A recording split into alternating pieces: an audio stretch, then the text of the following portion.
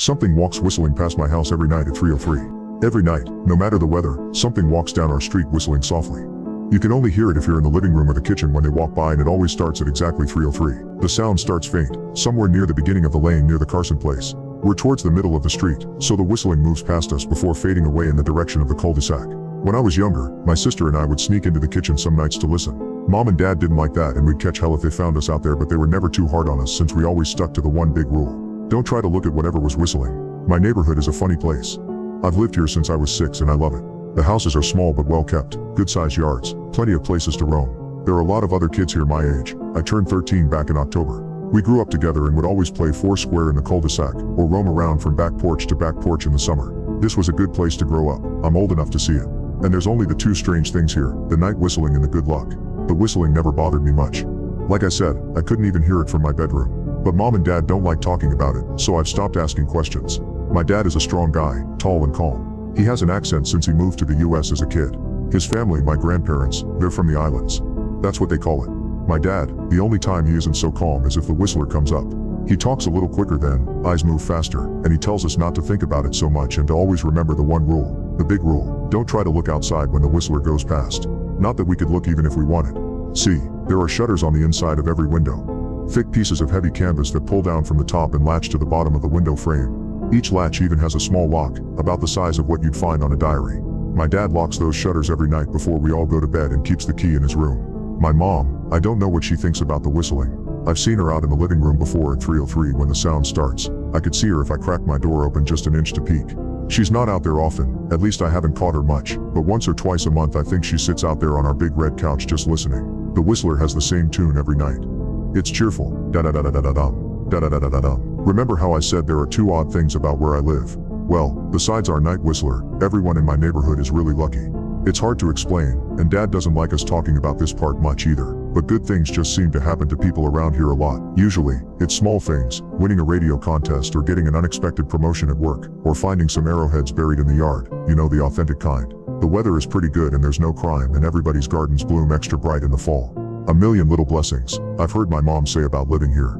But the main reason we stay here, why we moved here in the first place, is my sister Nola. She was born very sick, something with her lungs. We couldn't even bring her home when she was born, only visit her in the hospital. She was so small, I remember, small even compared to the other babies. A machine had to breathe for her.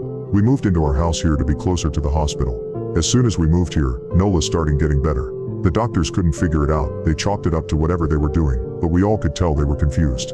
But my parents knew, even I knew, Nola getting better was just another of the million little blessings we got for living in our neighborhood. So that's why we stayed even after we found out that for every small miracle that happens here every day, now and then some bad things happen. But they only happen if you look for the whistler. See, our neighborhood has a welcoming committee. They show up with macaroni casserole and a gift basket and a manila folder whenever someone new moves in. They're very friendly. 4 people showed up when we moved in 7 years ago. The committee made small talk, gave me a Snickers bar and took turns holding Nola. It was her first week out of the hospital, so they were extra careful. Then the committee asked to speak to my parents in private, so I was sent to my room where I still managed to hear nearly every word.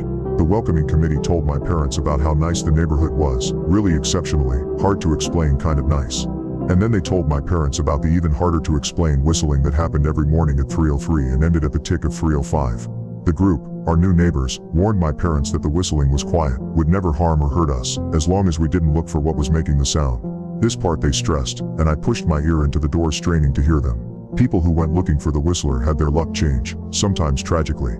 A black cloud would hang over anyone that looked. Anything that could go wrong would.